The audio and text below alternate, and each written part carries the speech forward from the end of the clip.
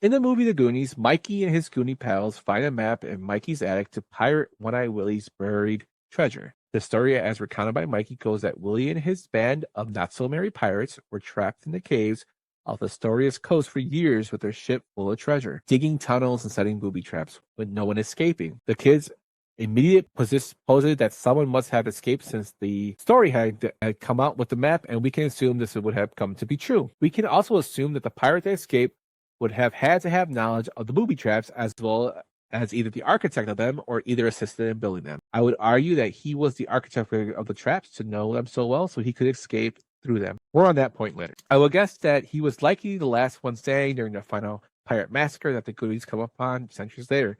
Once Willie and everyone else was dead, he was free to escape through the tunnels. He set the booby traps on the ship and made his way to the surface. He created a map to find his way back later.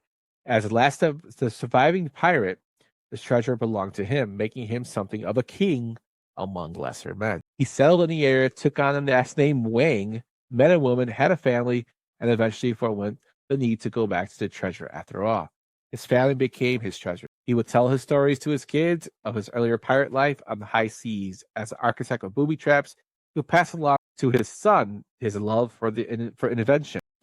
This love for invention would be passed down from father to son for generations until we get the modern day Astoria and the current Wang family, of whom both father and son, i.e. Data and his father, live for building new and crazy inventions.